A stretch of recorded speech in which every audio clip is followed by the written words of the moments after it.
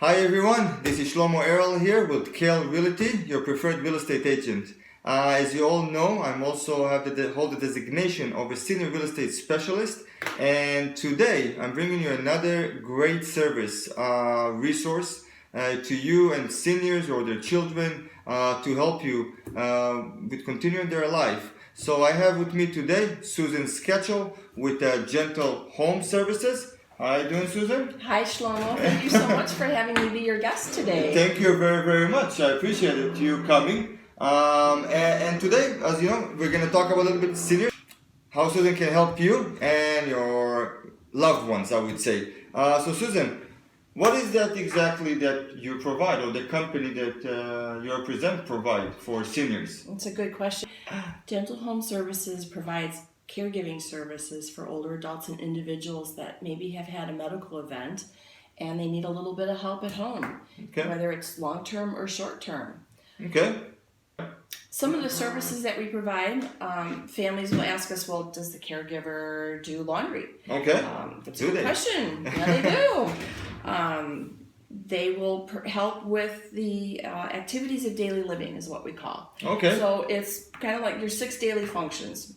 Bathing, dressing, eating, medication reminder, laundry, and light housekeeping. All the things that me and you do every day. We do every day. And we take for granted. If you have a medical event or you're not feeling well, these might be things that you're going to have a hard time dealing with. Okay. And in addition to some of the daily living things, we can help the older adult help with some of the instrumental things during their life. Holidays are coming up. Right. Writing out holiday cards. Oh, okay. Some people might have had a stroke and their handwriting has changed, and it's going to be a hard time for them to get their holiday cards out or their birthday cards out.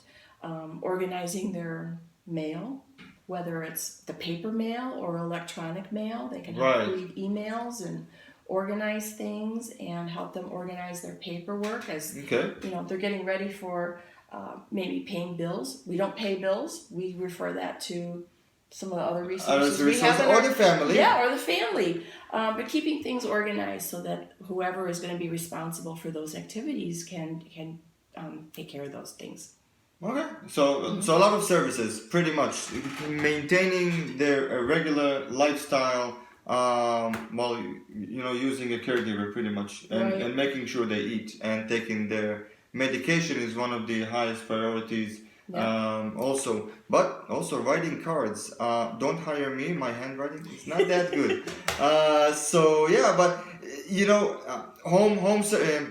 Home care services, we see quite a few of them out there, and I always refer to some great services like you. What does that make you unique in the industry or different from other companies that are out there? Another great question. Gentle Home Services has been in business almost 30 years. Oh, wow. We're celebrating our 30th anniversary next March. Mazel tov. I'll have to so you save the date. Yes. And I think it's being a family-run, family-owned business adds a lot to the credibility and the investiture in the industry. Okay. We've been very involved in some of the legislation and licensure that came into fruition about 12 years ago. Okay. I think the company also is well-versed in problem solving.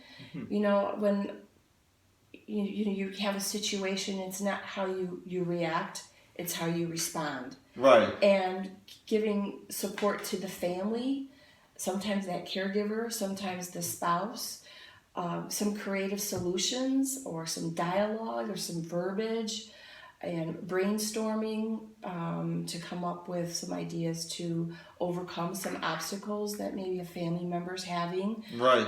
Having a caregiver in the home is not something that everybody is open to have. We're a guest in the home. Sometimes it's a necessary need for an individual to remain safely and comfortable in their home. Okay. Sometimes an older adult might have some memory changes and they can't live home alone. and family members might be in denial about that. So how do we overcome that that issue for them? You kind of look at in your discovery, well, do they wander? Have they gotten lost? Have they fallen? Do they take their medications? How are they eating? What are they eating? Sometimes you go in the home and there's very little food. Or they're eating cardboard frozen meals. And these are things that we look for, that we can point out to the family or the spouse or the client if there's ability to reason and come to an understanding with, maybe starting slow, maybe starting with just a couple hours a week, like 12 hours a week, like on Monday, Wednesday, Friday. And as their needs change, kind of grow into maybe more hours, maybe even live in, if it comes to a point where they can't live at home alone anymore because of safety. Okay. It's a lot. Yeah, it's a lot. Is that okay? Yeah, it is a lot. And like you said, you always want to trust the person. It takes time. Like you said, you are a guest in their home and they're trying to help after all, but they need to trust you. So that's very unique. As I know, there is a lot of turnovers in the industry of caregivers. But just asking, why isn't it good to have a new caregiver every 6 months, every year, just changing, change the atmosphere, a new broom cleans well. I'm going to say, I kind of know, yeah. Why is that very good to have a long-term caregiver? And I know that's something, I know that your guys have been there for a while. You have a lot of people, caregivers, that have been there for years and years. They're not planning to leave anytime soon. So. No, I hope not. Yeah. I think anyone who is interested in the caregiving business, that it's an emotional decision sometimes when someone's coming out of the hospital and the case manager says, or the discharge planner says, you need to go home and you need a caregiver. Right. And, it's smack in their face. It's an unplanned event for them, and they don't know where to go. And the hospital will give them a list. And, 40 names? 40 names, yeah. And, they have to start making phone calls. And does the company answer the phone? What kind of a relationship do you establish in those first few minutes? There has to be a connection. There has to be some level of trust, and you have to get that first impression in a very short period of time. That you're going to listen to what their concerns are and try to navigate them through the system and help them make an informed decision. There are a lot of agencies in the state of Illinois. There's almost 800. And what do you look for? I mean, we've been in business for almost 30 years. Very good, yeah. One of the things that, we've talked about, how do you hire people? We look at a minimum of 2 years.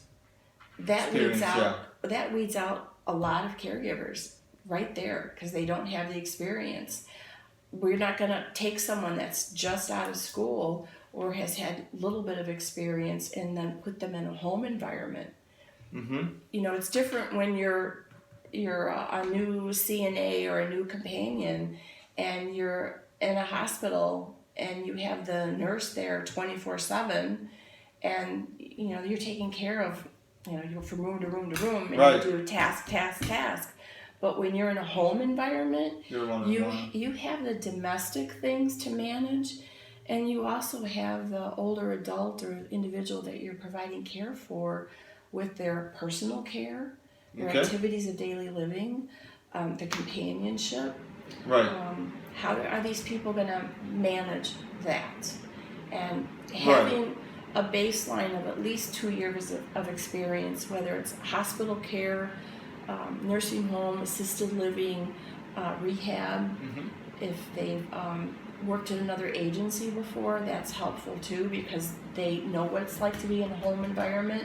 It's very different being in a task-driven environment and then coming into the home where you have a lot more things to be responsible for. A great story that I can share with you. Sure. This is great. we had a gentleman who we took care of his wife for, I think, almost 12 years. Wow. And she passed away. She had dementia. She passed away. And he was fine for The husband. the husband. Yeah, still fine. He was fairly independent. And we didn't hear from him for a couple of years. And he called just out of the blue. He had a little hiccup and he needed some help. And he asked if his wife's caregivers were still around. Oh, wow. And they were. They were on other assignments, but we eventually got them navigated back to his home. So he was thrilled. But he had that level of trust and confidence in us to call us back after this window of absence. He came back. And we also helped one of his adult children who had a little medical event, and we helped them short period of time to recover from their episode. Oh, wow. So we're looking at like almost a 20 years cycle, I would say 17, 18 years cycle, which is kind of answer my question, why not to change every 6 months? You build the trust, comfort, they know you better, you know, the caregivers learn to know you and what you like and what you don't like, so obviously you don't want someone new every week or every 6 months or every year. No, so it's really disruptive to the older adult. Yeah. You know, our older clients, they like what they like. They like what they don't like change. Nope. And especially if someone has memory impairment, that consistency in the person and the relationship and routine is very important. And we have to honor and respect that. Absolutely. So this was just a tip of the ice, I would say, because there is so much to cover when you go through caregiving. And it's very individual to each family, to each person. As you said, Susan, sometimes it can be a couple, it can be only one person.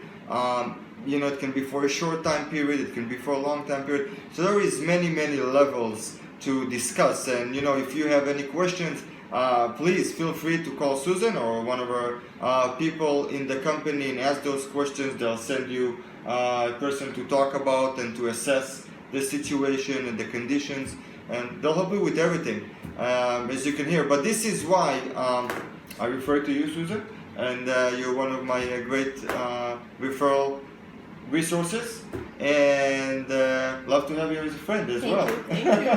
And we're collaborating on a couple of activities. Absolutely. Stay tuned. Stay tuned for number 2. You already had number 2. Yeah. Yes.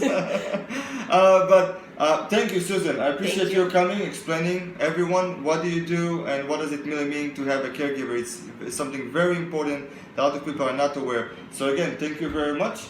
And we'll see you soon. Thank you, Shlomo. Thank you very much. And I'll see you guys soon. My next video. Thank you.